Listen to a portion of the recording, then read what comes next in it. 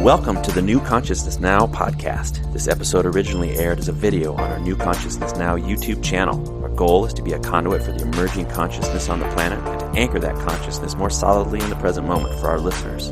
Your hosts are Gail Wolf and Dr. Jay Eaker. Let's get into it. And we are on. I see the red light. The red light is blinking. The director has said action, and it's time to do this podcast. All right. So here we are doing this podcast. What podcast is this? This is New Consciousness Now. Oh, that's right. It's happening right now. This consciousness that's brand new, fresh out of the box, happening in this moment. Ahora mismo. Ahora mismo. Espanol. We should do this whole podcast in Espanol. Oh God, that'd be terrible. Man, would that be an atrocity? Oh my gosh. Yeah, we wouldn't get too far. I wouldn't. The only thing we'd be talking about is like eating food, finding out where the bathroom is at, maybe ordering another beer. That would be the whole podcast. Right. I could maybe tell you my name and ask yours, or maybe. Give me directions. Yeah. Me llamo es Gail. Me llamo es Gail Wolf. Y mi amigo, Señor Jay Eaker. Sí. Woo! Bienvenido a El Podcast. Bienvenido al Podcast, yes. Nuevo Consciousness Ahora. Sounds good. What he said. Make it times two. So what are we going to talk about? Well, today is a big subject. It's a big one. It's not Bigfoot either. We're going to talk about God and the devil. Nice. or religion, or religion, spirituality. Right. It's a big one. And here's where this is deriving from, ladies and gentlemen. Is I don't know if I've ever addressed ladies and gentlemen before. This is kind of new. Anyway, noticing myself here. So we're pretty formal. I have a pretty formal. Yeah, I don't know if we want to get too formal. It might turn some people off. It'd probably turn me off, honestly.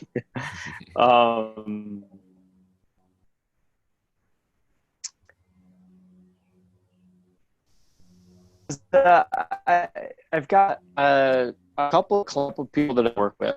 I was receiving a phone call there, so sorry for that pause. Oh, that's where you went. The phone call is actually labeled.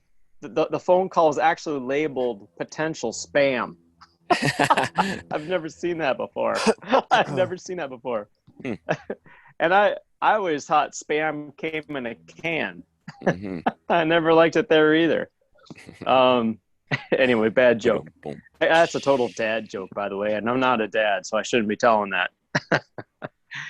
But yeah, so I know a number of people that I work with that have been and grown up very religious and very much in line with, God is in the church and God is in the clouds and is something that is very much outside of us, and that the devil is something that this entity that lives in hell and is here to and tempts us and creates chaos and right, so on and so forth. And so these people are having spiritual awareness or like verbal messages from spirits that are causing them to question religion versus what they're actually believing receiving or, and I have the hiccups. Holy cow.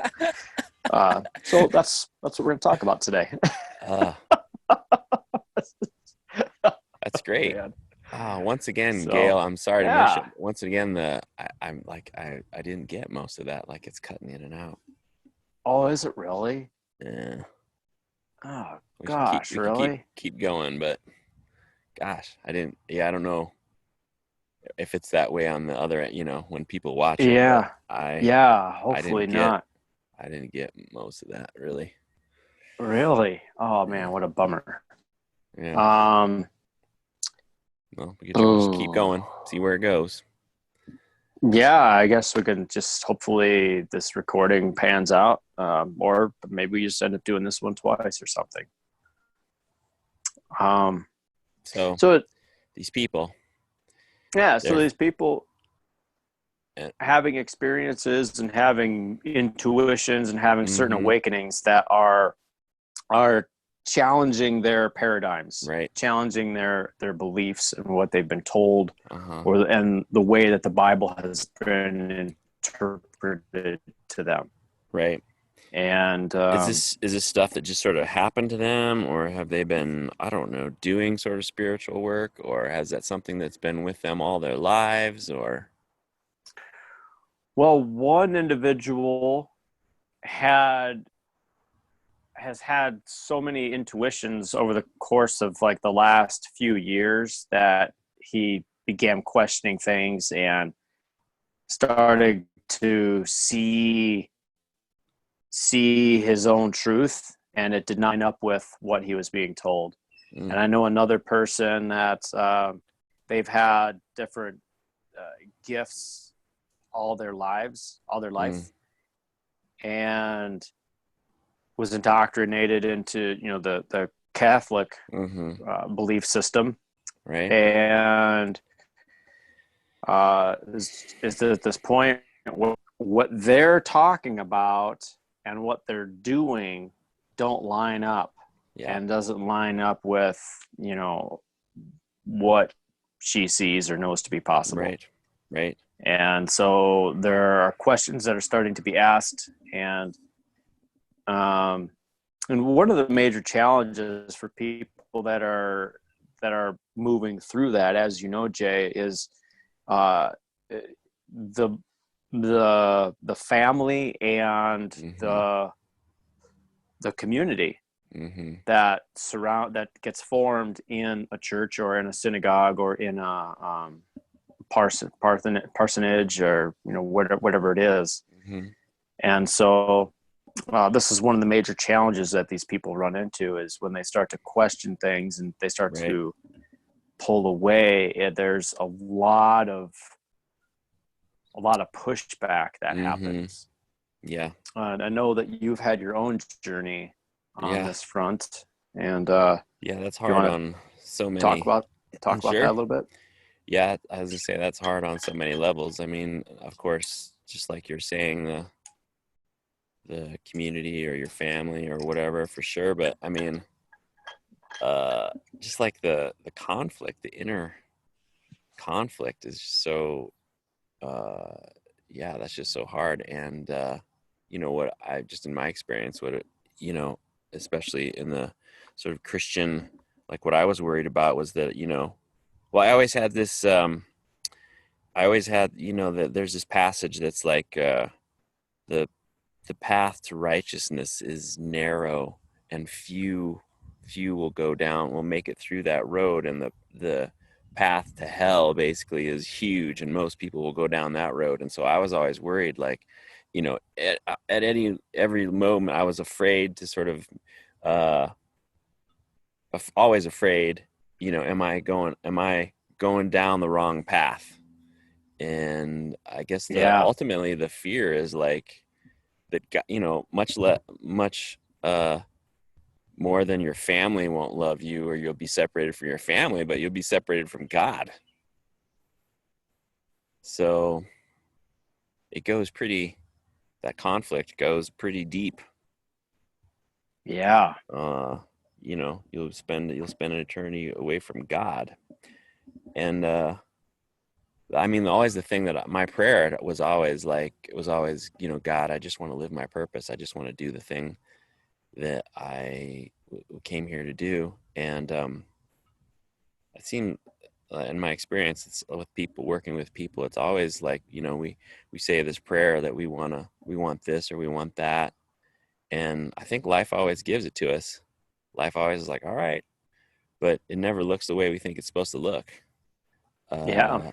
Uh, so, my prayer was, I just want to live my purpose. I just want to do the thing that I came here to do. And then I, run into, like network care, network chiropractic. And when I was in chiropractic school, which is, a gentle Oh form of, yeah. Yeah. more energetic form of chiropractic, and definitely out of the box as far as, what was acceptable from a conservative Christian standpoint, like energy work and talk of energy and, anything kind of new agey is considered Satan's work from a conservative Christian standpoint anyway, and stuff that would take you Mhm. away from God. And here I was, ran into this network thing. And on one level, I was having this back pain, chronic back pain, and I was about to graduate from chiropractic school and felt like, I was, and I hadn't figured this back pain thing out yet. And here I was about to graduate. I felt like I was going to be a fraud. So I was like, kind of opened myself to looking at other things. And then a friend suggested I see this woman who did this network care thing. And so I went to her, and like, she definitely connected with, a part of me that I was sort of not so apt to connect with, which is, I think, like my soul, like she saw me on some level. And uh, I sorry, my daughter's talking to me. And I decided to, like do some work with her. And then I had this sort of like awakening, where I walked out of there one time and like the colors were brighter and the sky was alive in a way I don't remember. And I had this amazing feeling moving from the back pain up through my heart. And it was prompting all sorts of thoughts like, wow, life is amazing. And there's all these opportunities, which was in contrast to how I had been previously, which is kind of going down a dark, cynical and dark and, pessimistic. And this was in stark contrast to sort of how I had been. So I was like, wow, this is and a veil had been removed from my eyes. And so this is something I can share with people. But even so, excuse me. But even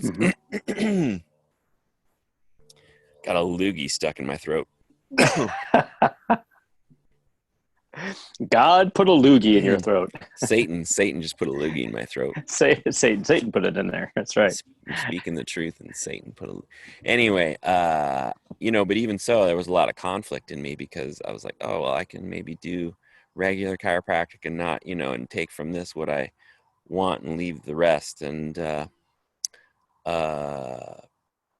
but there was definitely a conflict there, because it was woo woo. It Yeah. was energy work. It was, Yeah. there was some level in which I was worried that it was taking me straight to hell. And but I just kept praying, I just want to live my purpose. And Sure. After about 10 years of, just God or life or the universe or whatever you want to call it, sort of like putting these things in front of my face, like, it just became clear, like, this is my path. This is my path. And I fought it for so long, but it's like, yeah, this is my path. I realize, oh, I keep asking for this, and God or whatever keeps putting this path in front of me. Just trust it. I finally, at some point, sort of trusted it. And it coincided with, I think, in another podcast we may have mentioned like some of our awakening experiences. And I had this awakening experience while reading Eckhart Tolle's book, A New Earth. And Yeah. I disconnected from my ego. I was in this huge space, and every time I was kind of questioning who I was, and every time I said, I am this, I am that, kind of trying different things out, every time I said, I am, it was like a drum beat that made this space bigger Oh, and bigger. yeah, yeah. And it just got so that it was this huge, that it was an infinite nothingness, an infinite, open black space, infinite nothingness. And I felt like I was all there was, and I was nothing. And then I felt like, I feel like this must be what God feels. It feels like to be God. And then I was like, well, I am God. And that sounded totally true. But of course that is like the ultimate blasphemy. That's the thing that, when I think when the leaders of the church asked Jesus, they said something about, Oh, that's right. you've That's been why he went to saying, the cross. Yeah. you've been saying that there's some rumors going around that you think you're God, or you've been saying you're God. And he said, I am. Yep. Which in the state that I experienced, I sort of understand what he meant when he said, I am. He was just, I am. He was saying, I am God. He was, giving credence to the I amness that he's in, that he existed in all the time. And, of course, that was the thing that they were like, whoa. And that was the thing that got him to the cross. Ultimately crucified, I think. But I had said that. And then, so it's the ultimate blasphemy. And then all of a sudden, it was kind of like the space had sort of pushed out all of that stuff, all of my religious indoctrination. And all of a sudden that stuff, it was like it had been pushed out. And then all of a sudden it came like someone had created a hole in the space, and it came rushing back in and pouring back on top of me. All of that indoctrination from day one. And however, I saw it from, I could see it and experience it from the vantage point of my I amness. And I saw how it was just a bunch of ideas, it was just, it wasn't ultimately true. It was just a bunch of ideas. And the idea of the devil was largely made up. It was largely a made up story that's been told to keep people in line on some level, to be able to control me. And I assume to be able to control other people. Yeah. And then it had been like my ego had co-opted this sort of like idea of the devil. It really was like you have an angel on one sitting on your shoulder and a devil on the other side of your shoulder. I sort of saw where that Oh yeah thing that you see in cartoons, like I saw where that comes from. That dynamic. Yeah. Because we get I've definitely seen that in my own thoughts. We get separated in ourselves, and there is a part of us that's a spiritual being, but we're sort of indoctrinated with that stuff. So I see like your clients, the sort of struggle that they're going through. They're struggling between these like two parts of themselves. Yeah. So. Yeah, it's really, really big. I remember. Go ahead. I remember being, between the ages of 10 and 13, somewhere in that zone. Actually, I think I was probably closer to the 12 to 13 zone. And I remember going through a phase there that I just wanted to know God. Mm-hmm. And I just remember being that age and being like, I just want to know God. I want to know, because I could feel like ever since I was like 4 or 5 years old, there's something missing in my life. There's something that isn't here. And I remember going out into the trees and going, why aren't the trees talking to me? Why isn't the land talking to me? Why can't I hear the birds anymore? Like I could hear them chirping, but I couldn't understand them. And I knew that I should be able to. You mean like you used to be able to? Yeah. Like something was missing, like you used to be able to? Yeah, it was almost, and I was disappointed. I was like, why isn't the world responding to me the way I was expecting it to? So there was this like right away there was like this dissonance, and I knew this all belonging through a kid. And then I remember I hit the age of 10, 12 or 12, 13 or so. And I was just desperate for answers. And I was going to church. I went through confirmation, was going to Sunday school and all these things. And it was just, I would listen to him talk and I'm like, this is just phony baloney. I couldn't get with any of it. I didn't believe any of it. I saw people acting like they knew God, but I could feel them and knew that they did not.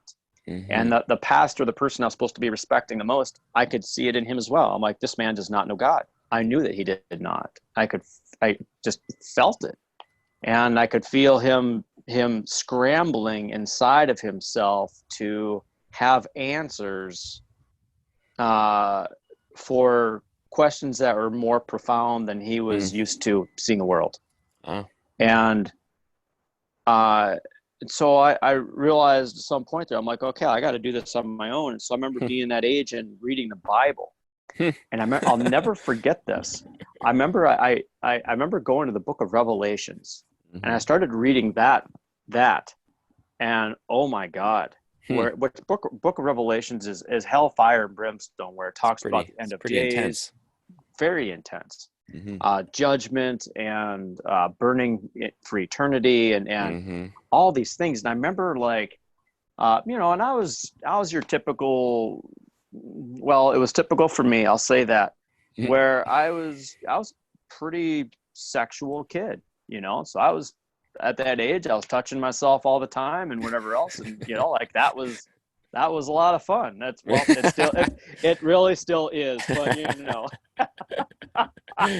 not much has changed. Not much has really changed. But I remember. How old were you? 10, you say?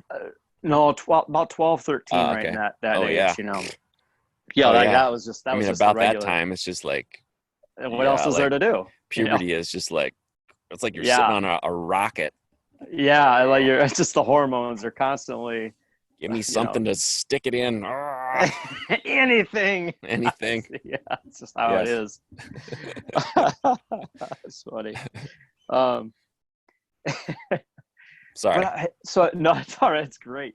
I was reading the book of Revelations and was like, oh my gosh, I am going to hell. Yeah.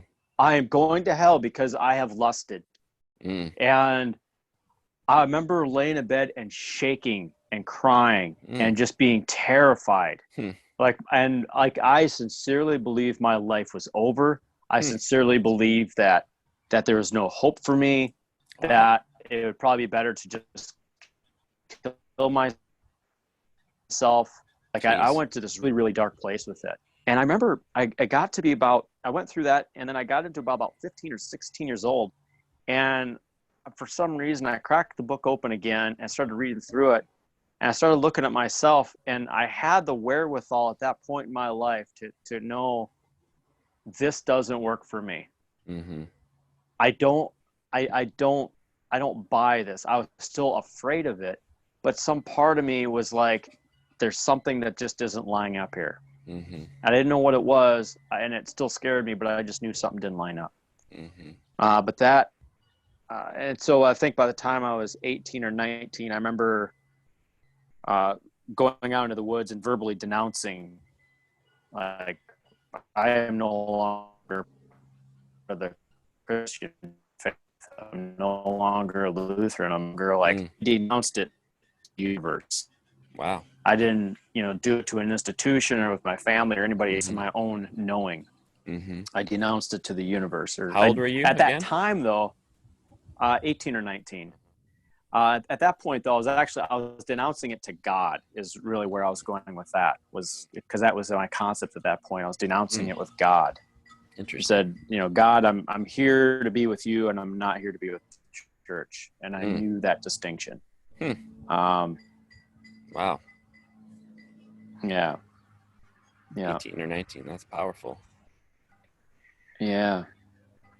Then what? How'd that go? Well, it went great. I think. I think. I had 10 years. My 20s were were a busy time. But then I remember, I got well, Tani, you know, your Mm-hmm. my sister Tani and your friend Tani, Mm-hmm. you know, she has been going through the network chiropractic, and I started receiving Mm-hmm. chiropractic care and started receiving Mm-hmm. network. And I started to realize that I was getting happier and more energy all the time, and that there were more colors in the world. Things seemed to be crisper, more Mm-hmm. light. And I was like, wow, I really like the way I'm seeing the world right now. Mm-hmm. And I Right. remember I went to a gate. How did this happen? Was it the gate, or it was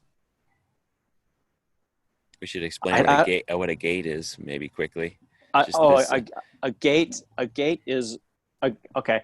A gate is where this is in with the network chiropractic.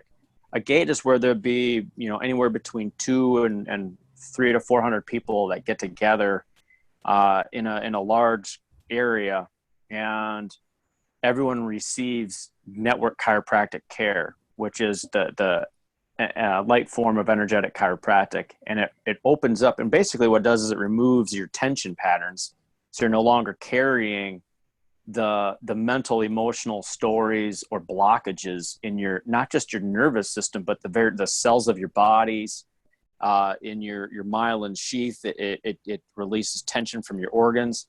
So basically you're able to perceive yourself and the world more clearly and have way more energy is basically what it does. Yeah. And you're with, There's all these resources that we're using to maintain sequester the energy.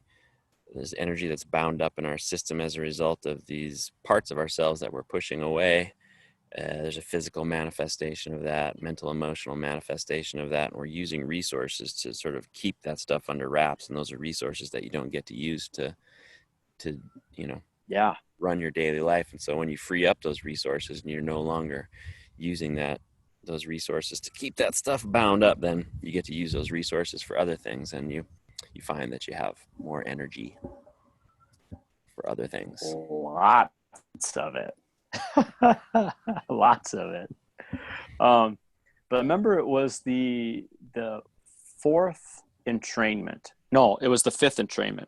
The fifth entrainment. I crawl onto a table of a doctor who lives in New Hampshire, Mm-hmm. and she made a contact on my cervical spine, Mm-hmm. on a gateway, and I'll never forget.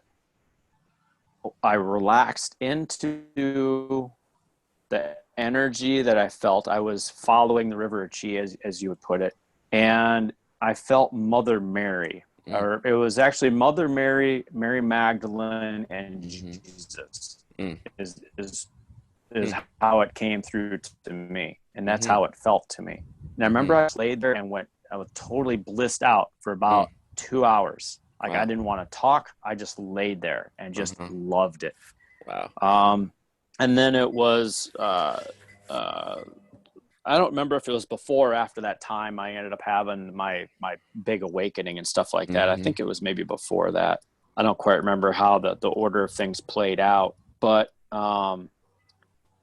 those sorts of instances, I began looking back on my belief systems and my patterns and realizing that a lot of these things I had been told about religion, and well, not just religion, what religion had told me about God and the devil or whatever that is, just wasn't true. Right. And it was, I got really angry for a while about that. It's like, man, I've been lied to. This is bullshit. Right.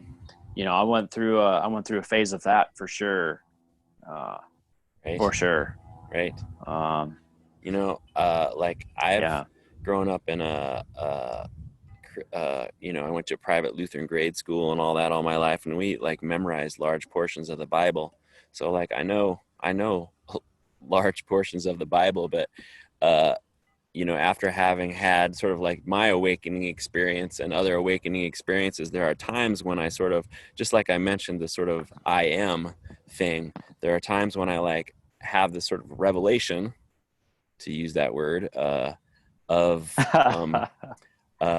like, oh, like that's, I can see what Jesus meant when he said this, or I can see what the, so like see what the Bible, like you see it from a different perspective. But I think there is spiritual wisdom in there. It's just, I mean, my growing up, they always told us that the Bible was the inerrant word of God, that book, that the words in there were inerrant, like that there was no error in there, and it was to be taken literally, basically. But, I see that, it's just like it's come through many, many filters over the course of time. And, can you imagine people trying to, Jesus saying things, and, he sounds like, some crazy Zen master, or he sounds like Yoda or something, and them like trying to write it, people like trying to understand what he's saying and write it down and make sense of it. But, you sort of see it from a certain perspective. But but what's happened over and over again is when you see it from the perspective of I amness, or you see it from a more expanded perspective, it's like, oh, I see what they're saying there. There's a kind of a spin that got put on it there's truth there. It's just not, it's incomplete. It's just kind of an incomplete understanding often. So it's in there. It's just incomplete, It's incomplete and incomplete misinterpreted wisdom. Right. 20 times over or more. Sure. Like the original texts, and they get interpreted from one language to the next, and then from another language to another language, and it's so diluted and watered down. And the other part is interesting, is even looking at the Bible itself. The Bible was written, I think it was Constantine is the one that ordered it to be compiled. And there were a lot of texts that were not included, which is now called the Apocrypha, which is like the unincluded books of the Bible is the Apocrypha. Right. And in there's Mary Magdalene is in there. Mm-hmm. Jesus's brother James is in there. There's a number of other ones that are in there that are not in the Bible. Judas isn't, and I haven't. Doesn't Judas? Is there? Yes, Judas is in there. Yeah. I haven't gotten too much into the apocryphal books. I kind of looked a little bit, but I think Jesus's brother or sister Sarah is also in there. Oh, wow. Yeah. So there's a handful. There's just some interesting things that are in that book. I'm looking up. But it's pretty interesting. Maccabees, Jeremiah. Looking up the Apocrypha. Oh, okay. What are the 14 books of the Apocrypha? Jesus, I don't know. That's not what I remember. There's stuff that I can't really. Tobit, Judith, Wisdom of Solomon, Wisdom of Jesus ben Sira, Baruch, Letter of Jeremiah, Esther.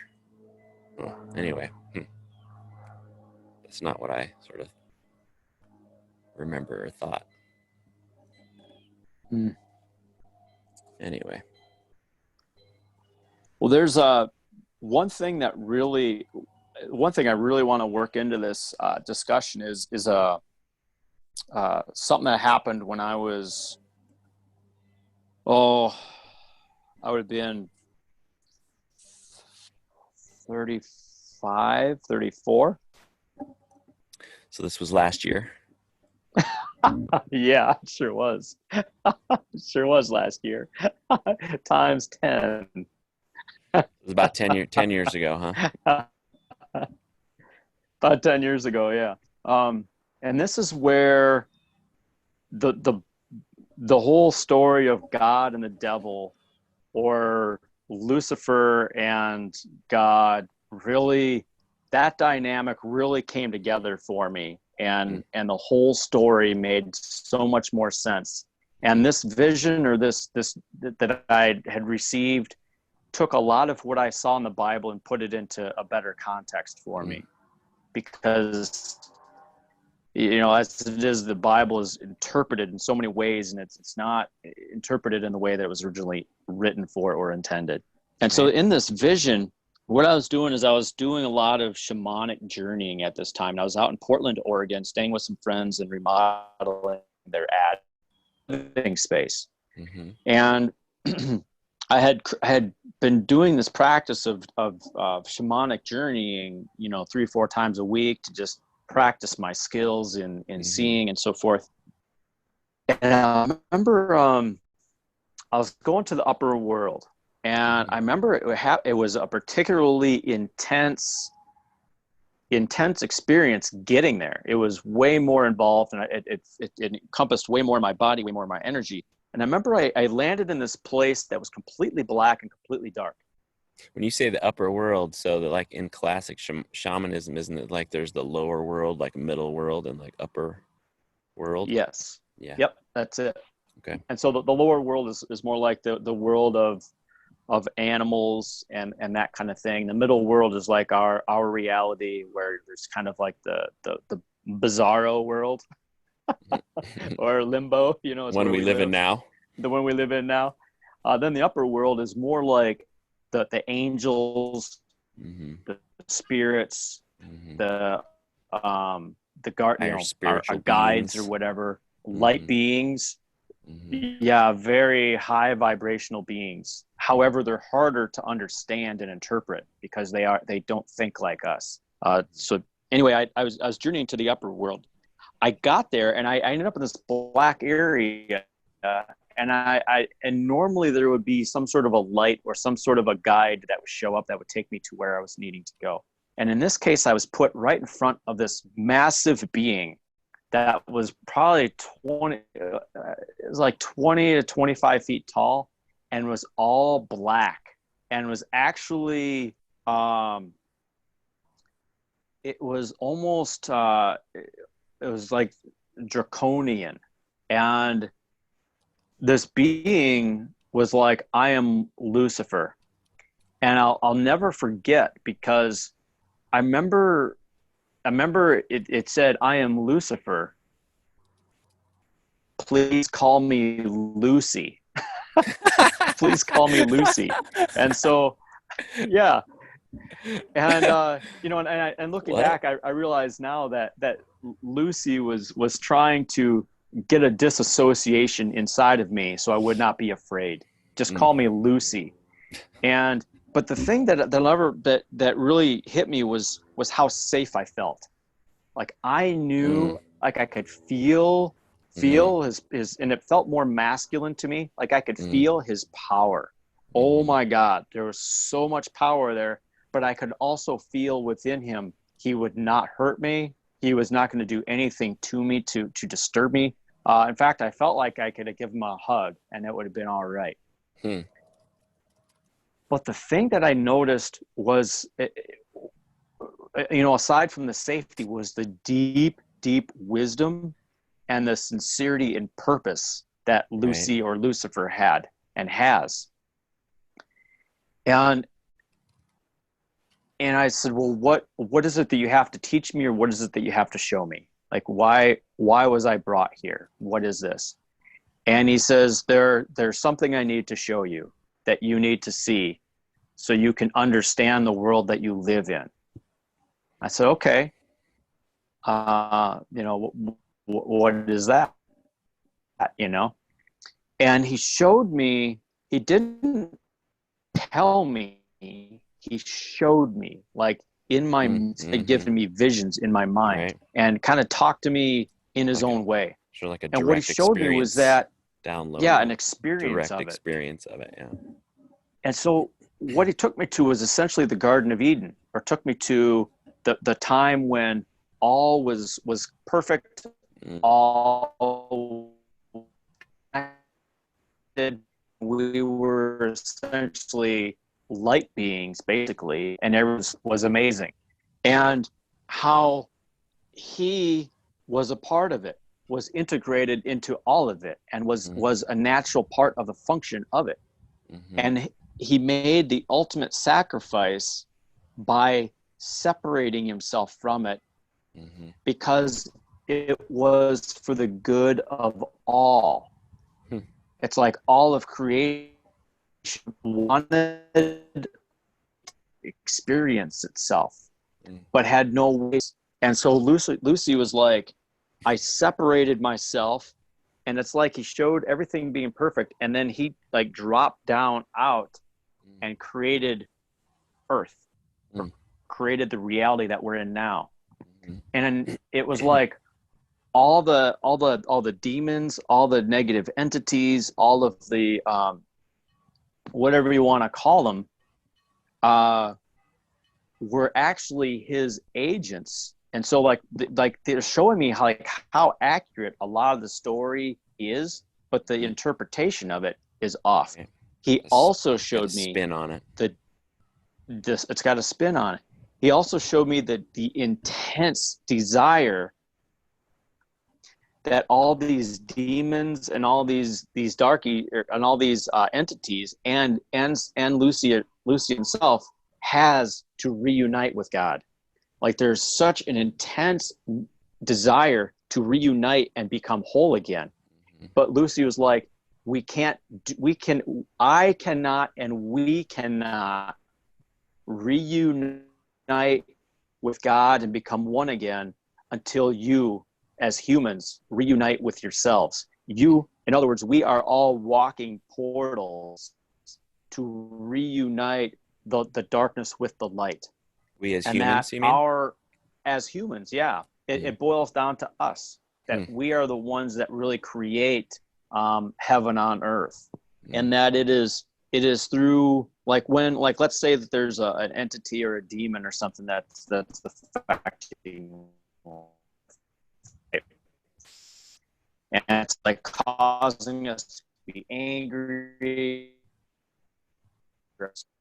or whatever. That all they're doing is looking at our issues. They're saying, hey, they're not putting that fear into us. They are highlighting what's already in there. And so what that did was, after that vision, anytime I've been able to see these things or sense these things for a long time, is I would sense one and feel one, and I would say, hey brother, how are you? And like feel them poking around or doing something, trying to create fear. And I would go, thank you for showing me where I'm still weak. Thank you for showing me where I have yet to come together. Thank you for showing me where I have forgiveness to embody, and began forming that type of a relationship with it. And at that point is when I really started to take off and really started to heal on a whole different level, because what I started to figure out that there really are no victims or perpetrators. We are only having experiences that are helping us to see ourselves, and that Lucy or Lucifer and these demons or whatever are just helping us to connect with ourselves, because they want to get back home too. But we are their avenue. It was fascinating. Interesting. It was truly fascinating. And literally he says to me, he says, I want you to help us do this. I said, well, what do you need? And he said, heal yourself. Heal yourself. That was his reply. And that's when I knew. Like when he said that, heal yourself, I knew it wasn't about trying to damn us. It wasn't about trying to make us less than or keep us small. Is that he was here to elevate us and bring us into a better place. It's not through worshiping him. No, it's about healing our own darkness and our own wounds and our own anger, and really returning to a place of love. I mean, heal comes from a word that means to become whole. Yeah. Is this like the idea of, again, like you need contrast. You can't really know heaven unless you kind of also know hell. You can't really know the light unless you also know the dark. Yes. So he took the job of sort of separating out there could be a more complete experience, I guess. And that theme just kind of definitely shows up all the time in the healing work that I'm doing with folks is, we got to like integrate our shadow to become more Yep. whole. That's the same thing. Luke Integrate the shadow. Skywalker, he is a he was a, I think they called him a gray Jedi, maybe, because he was the first Jedi that had integrated the the, the dark side and the light side of the Force. Oh, I That's didn't why he realize was that. so powerful. I don't know, probably Star Wars nerds would correct me on that, but I don't know. Sure, sure, sure. But that's a theme. Oh, that's pretty cool. I didn't realize that. The gray one, Jedi. the gray Uh-huh. Jedi. Yeah, that's a really, yeah, powerful sort of integrating perspective Mm-hmm. on that. Yeah, and it makes sense. I mean, when you look at anything, and this totally riffs off of what you just said is love in the shadows. When it comes to healing or knowing true joy and truly knowing connection, it really is through making friends with our demons, making Mm-hmm. friends with the parts of ourselves that we don't love. Mm-hmm. And that really is the answer. And it really comes back to that Mm-hmm. of really the only thing that Lucy was or Mm-hmm. is separation. Mm-hmm. And what creates separation but judgment? Mm-hmm. Like they talk about the original sin in the Bible as being judgment. Well, judgment is the notion of being separate and Mm-hmm. saying that this other thing that you think is not you is bad. And Mm-hmm. now all of a sudden you're separate and you're kept separate. Mm-hmm. So Yeah.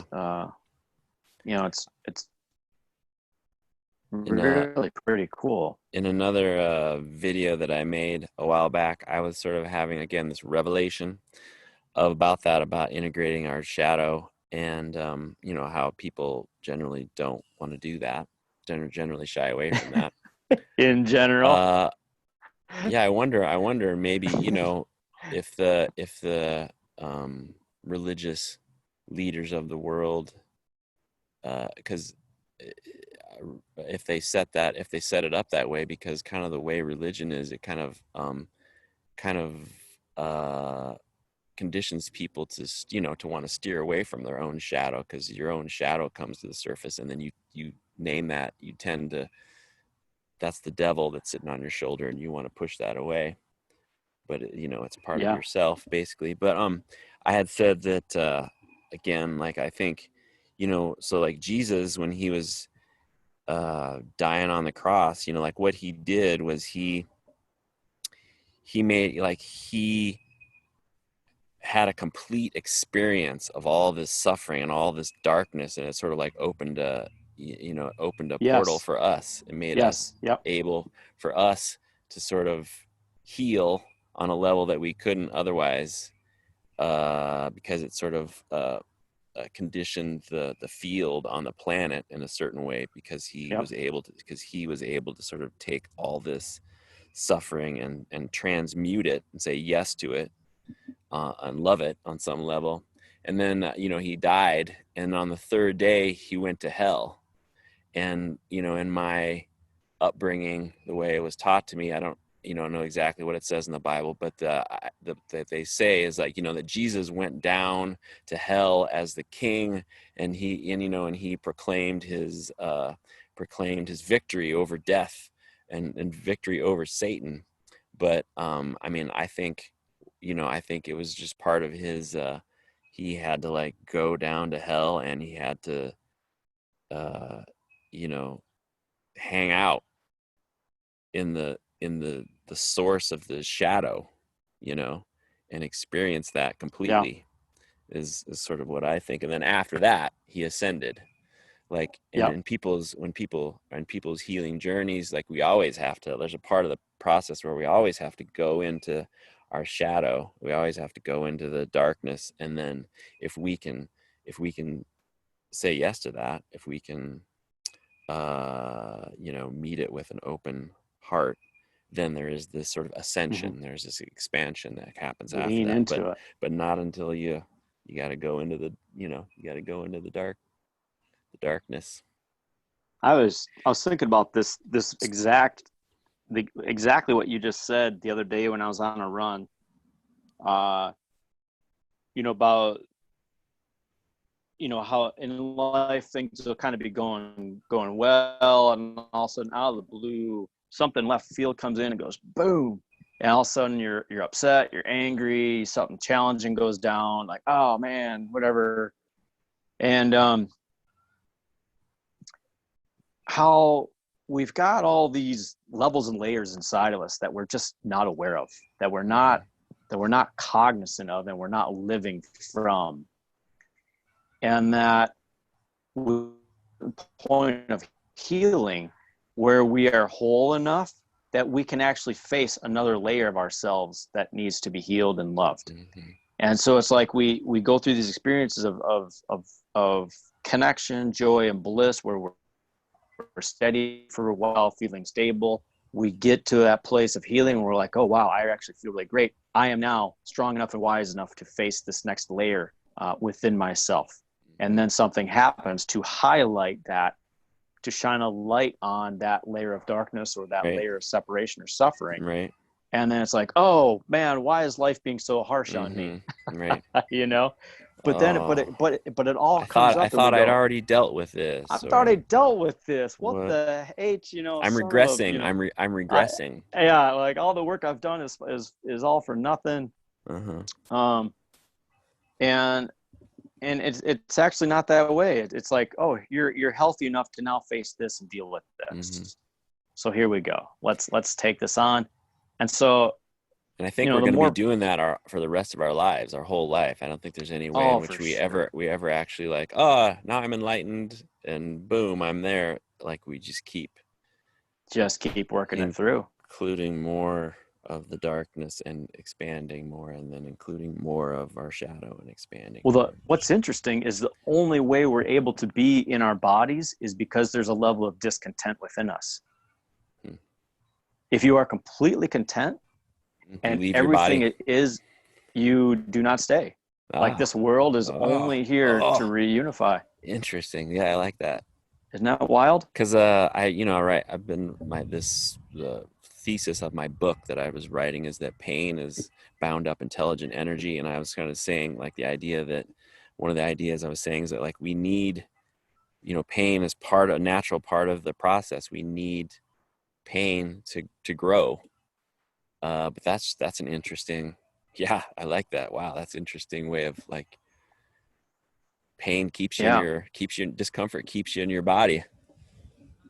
Yeah, it's been they've shown me that 3 or 4 times or at least, where it's like if everything's perfect, you're just not going to be here because this world is not real. It's not reality. But we give all of our attention to it, and we're taught to fear death, and taught to fear change, and so that death and change is what keeps us, or the fear of it is what keeps us stuck. Pretty interesting. Keeps us here. Yeah, I mean that.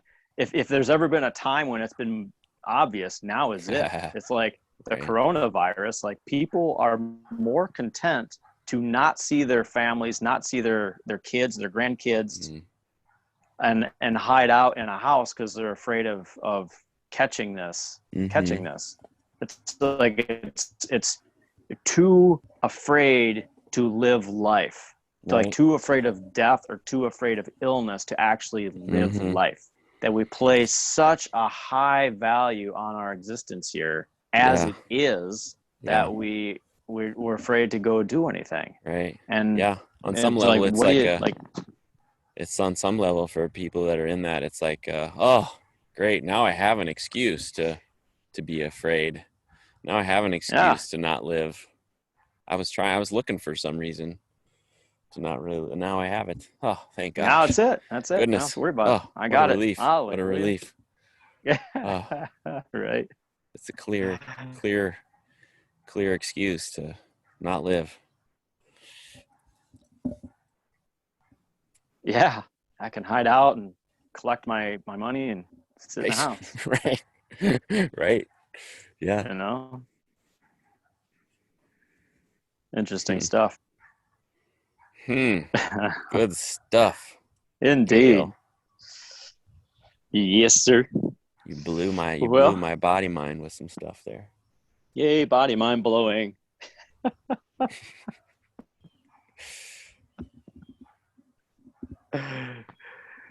Well, you want to drop in and see if something else comes through around all this business? You wanna?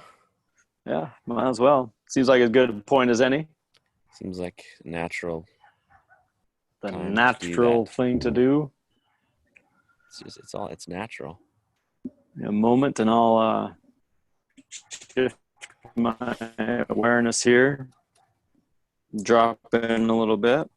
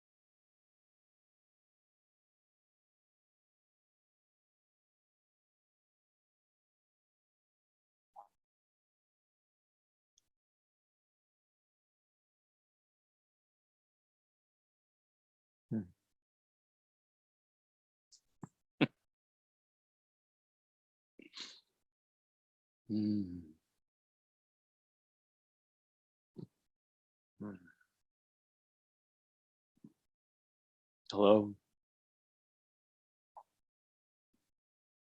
It's always so interesting to step into a human form and feel everything that you feel in a body. What a diverse place it is that you dwell in.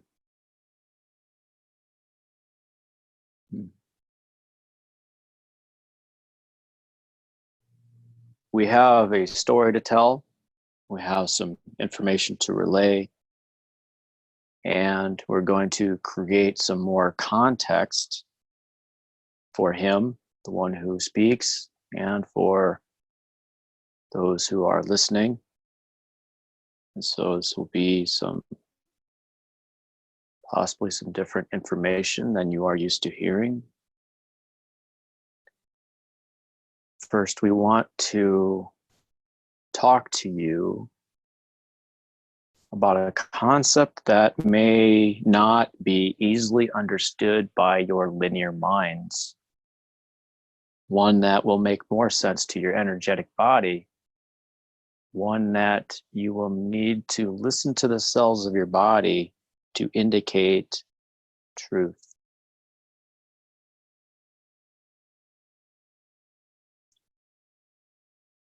You are not who you think you are. This applies to everyone who is associated with this message. If you are hearing this, that means you.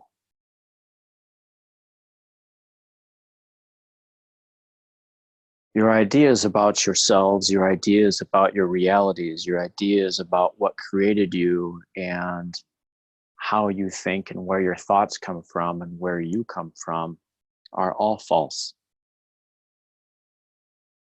The concepts and stories that most of you have been ingrained with are there because you believe in a physical body, because you believe in separation. Your current paradigms have been cultivated over many, many thousands and thousands and thousands of years. You're at a point in time where your collective consciousness in humanity has reached a point where you are and have integrated all concepts of God, devil, existence, yourselves. And this is what you experience as yourselves, what you experience as your reality is the culmination of all of this. So let us break this down just a little bit and explain where your concepts and where your ideas of reality really come from.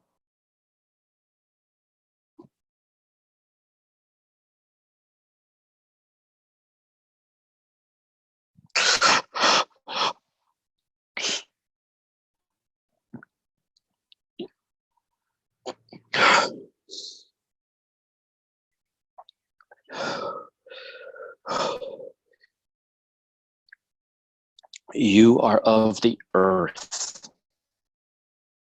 You are of the earth. Imagine that the dirt, imagine that the water, imagine that the stones, the crystals, and the minerals, even the oil itself, all has life. All of it is capable of noticing and being aware of the other life. The stones are aware of the dirt is aware of the sand is aware of the water. This is very simple life. Life is awareness. All that you consider to be inanimate and dead is actually alive. Your car is aware of you.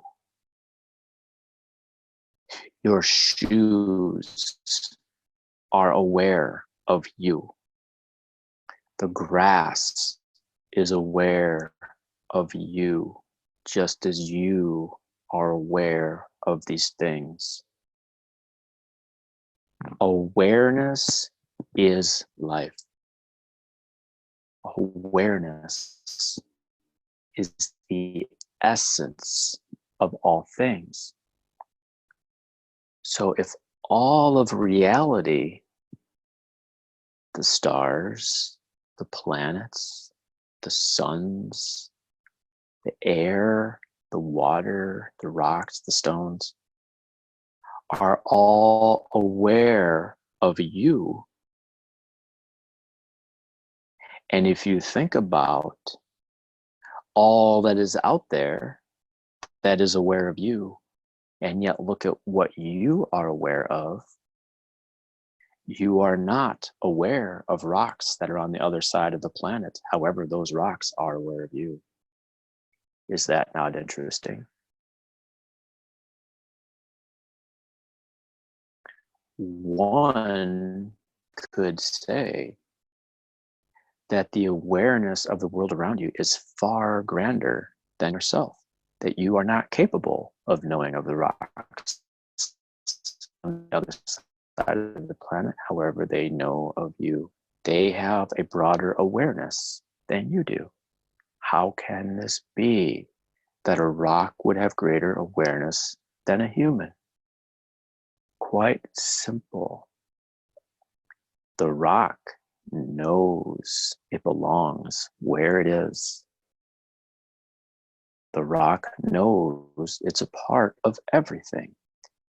In fact, all that you deem to not be alive is far more aware of what you term to be God than you are, because of your belief in separation and difference.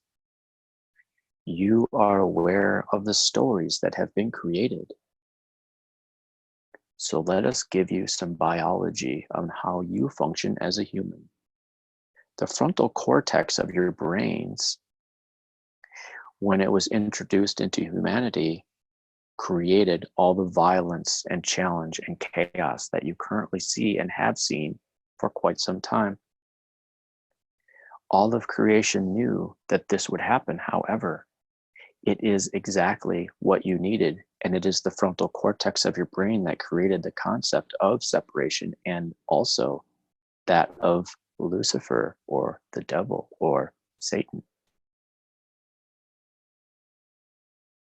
Since this is the case, and the frontal cortex of the brain specializes in story, story and reality are never the same. A story is an interpretation of reality and not reality.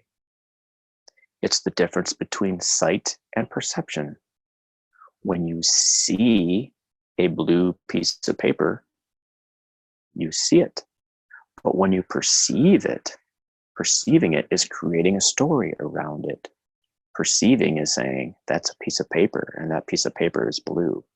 That is perception. Sight is just observation. Passive observation with nothing, no information associated with it.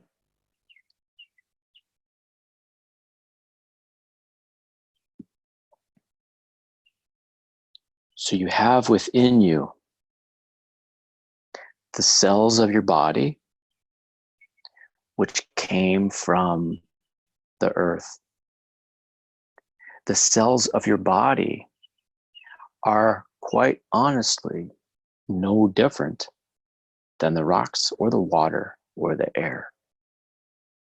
They are elements that are brought together to perform a function to give you an existence. They are brought together by your consciousness to give you an existence and an experience.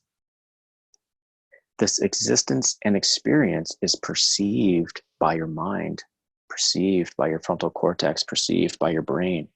And stories are created, Bibles are written, books are created, all with stories about the perceptions of your ideas of the world around you. And did you notice the way we said that? Your perceptions of your ideas of the world around you. That's twice removed from sight. Ideas are just ideas. They are notions. They are inclinations, but not necessarily true. And then you take a perception based on an inclination or an idea, and you make a story. And then you call that reality. And then you suffer because your perception of your idea, of what you see and what you know and what you are, is never true. It is always, always, always, always removed. And so, to draw this a little closer, the cells of your body are pure and innocent. They are of the earth. They're there to give you an experience. They know they are source. Your mind tells them something different, and that's why they slowly wither and slowly die, because you remove their awareness from the rest of reality. your frontal cortex, your brains, remove your own awareness. It removes the awareness of your cells. When you take your frontal cortex offline, sometimes through the use of different substances, or perhaps when it's more offline, when you are sleeping, or when you go into a coma, or when you have a near-death experience, and your brain goes offline, your cells go online. Your cells remember themselves and all of reality. And then your conscious awareness comes back in, and your cells are going, look at me, look at me, look at me. I remember, I remember, I remember. And your cells begin talking to your brain and saying, hey, guess what? We know the truth. Your brain says, I don't know what to do with that. I am not sure what to do with that. How do I deal with this? Confusion ensues, feelings of loss, oftentimes anger, oftentimes hurt. These are the things that happen when the brain loses the continuity of its story and what it wants to believe. And it wants to believe something. It always does, because one of the attributes of the brain is that it has a capacity to create its own field of consciousness that you do not see in the former dimensions of the earth, the 3 dimensions. That mental field, that collective mental field that your frontal cortex is created with all its stories, all of its ideas, floated around in the air, unbeknownst to anyone. And you all aligned your selves with the stories and the perceptions that help you fit into a family or a community, because you wanted to feel connected to something because you felt so disconnected from everything. And so when you emerge into the 5D, and you have emerged into the 5D,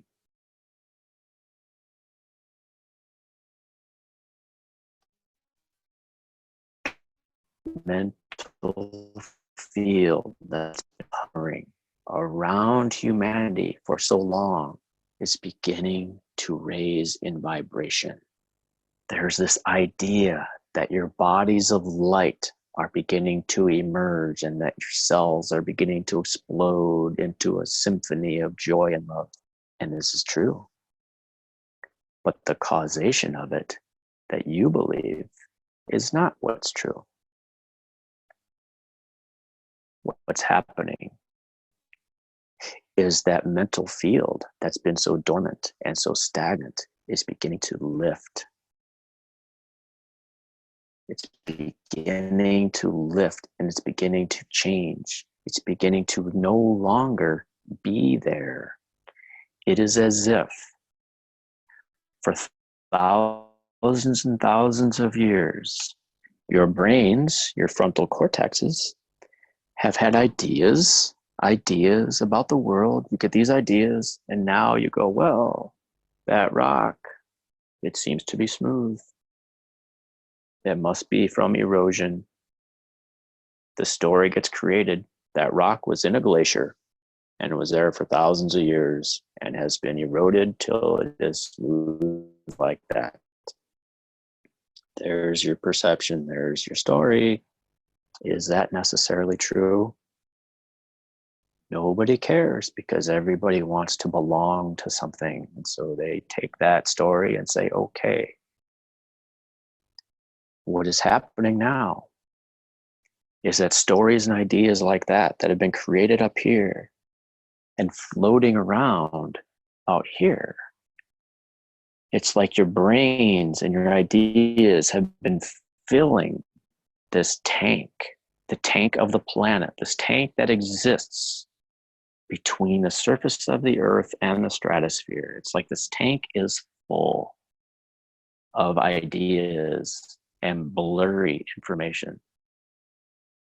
And it's as if someone opened the valve and is starting to drain these ideas and started to drain the tank. It's starting to drain these concepts. It's draining all of this perception and ideas out of it.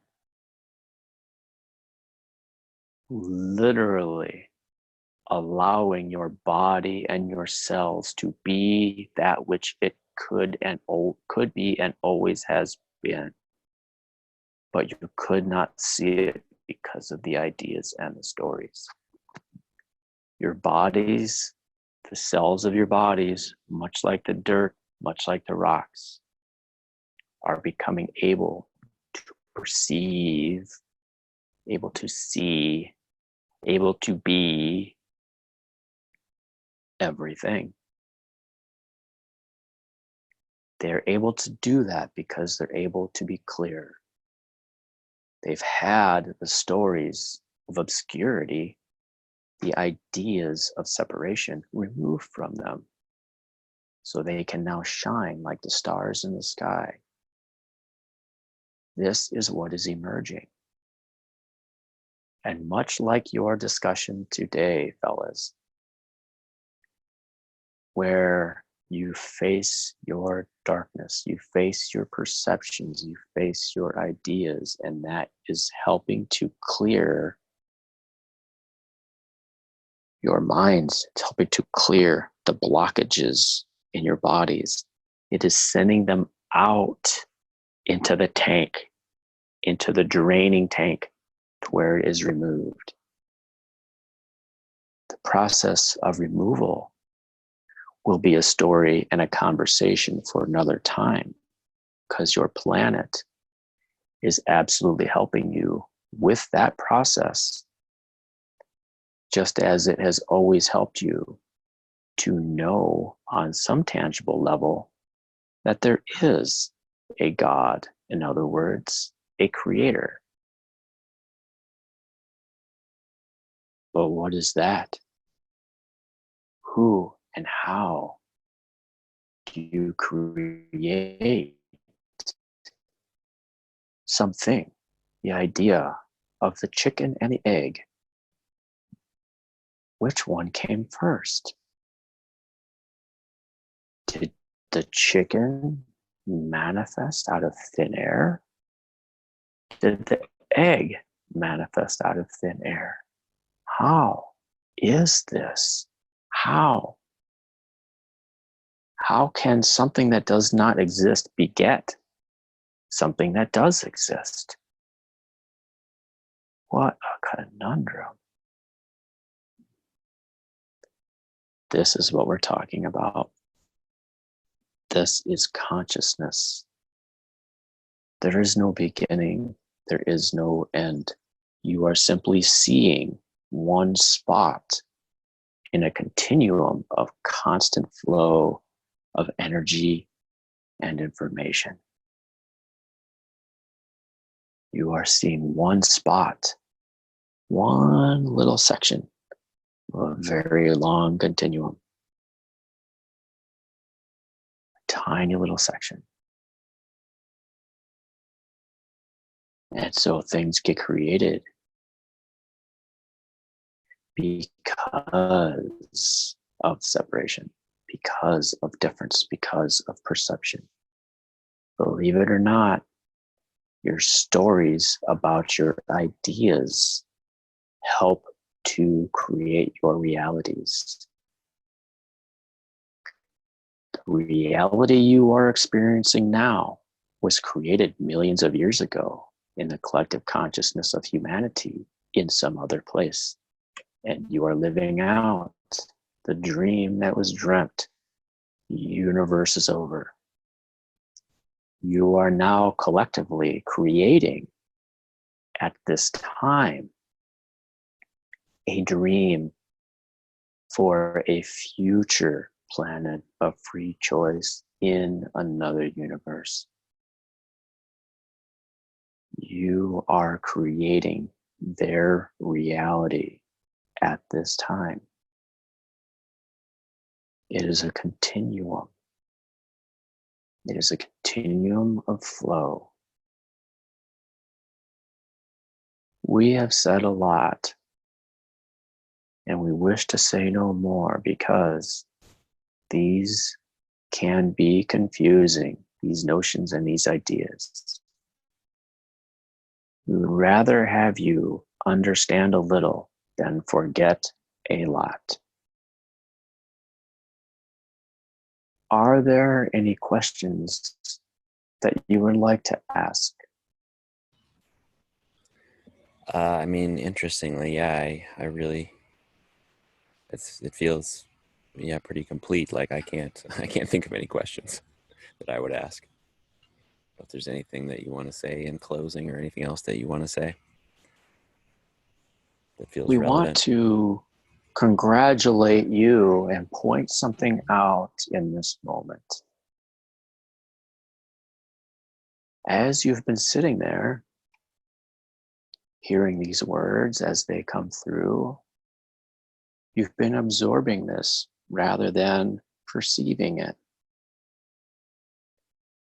Your years of meditation and your energetic practices that you think you're doing to other people, but you're really doing with yourself and them, have conditioned you to a place of stillness that's enabled your frontal cortex and your brain to go offline enough to allow your cells to shine and your sight to shine in a way that enables you to have direct knowing of truth.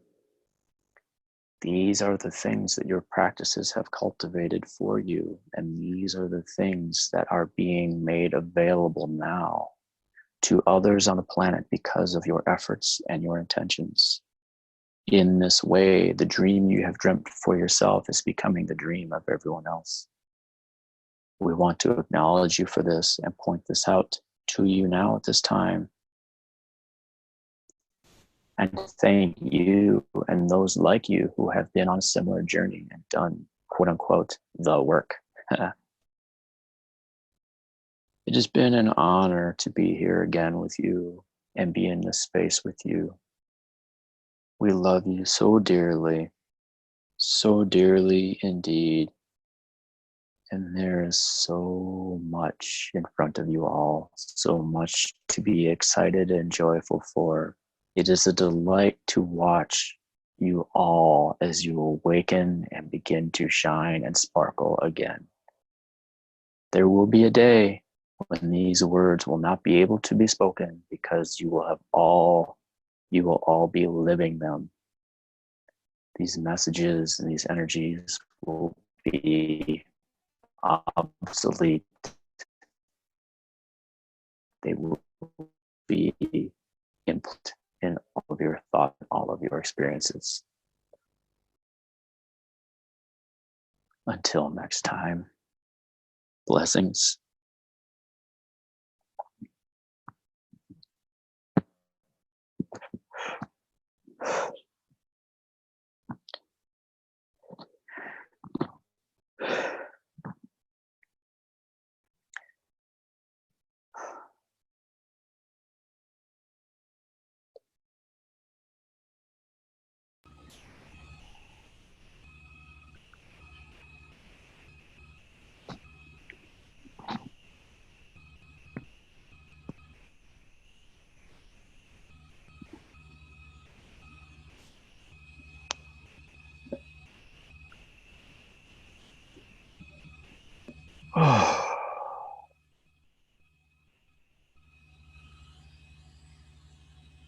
That was great. That was the Lizard King again, huh?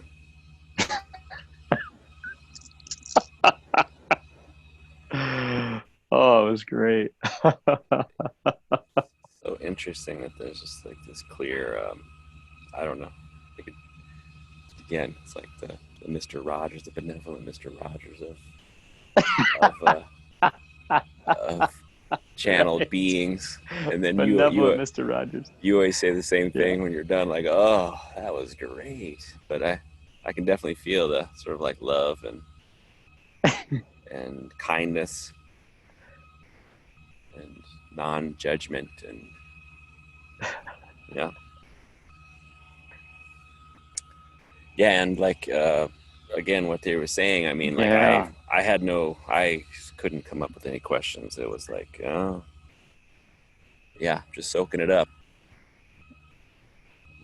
The Yeah. question feels like it would just muddy the waters, just bring back the mental, to invite the mental field. Yeah. Right. And I'd rather just sit here and listen, soak Yep. that up. Yeah. Oh man. Wow, that's cool. Anything on your end? Insight or Uh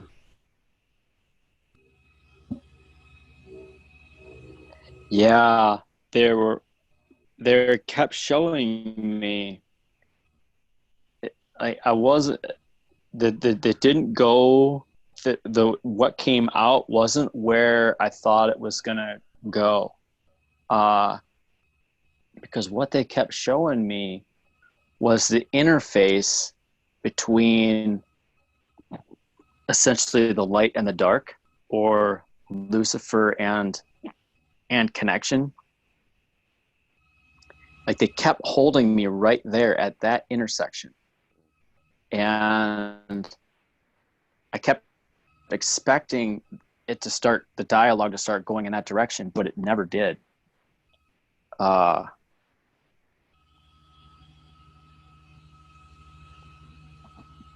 And so I think now, I mean, this is where I'm still learning about this process. Is I think that's where I was. Like I think that's where I was in my consciousness in order to bring out that information. I think that's what it was. But you're saying like you sort of felt, again, your mind was sort of like making up a story about what this is, or where this place is that they're placing you, and you thought that that's what you were going to be talking about, but yeah. uh, But ended up, I think that's just the consciousness, the place of consciousness that information is coming from. or that's where they need you to be to channel the message. Yeah.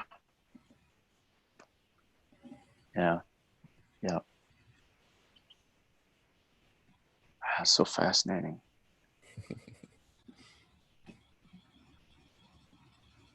And right now we're getting our septic, as we speak, we're getting our septic tank pumped out. I don't know if that's, of course you are. if that's that's the shadow lifting. That's that they're draining out the shit, the consciousness that doesn't fit anymore. Right.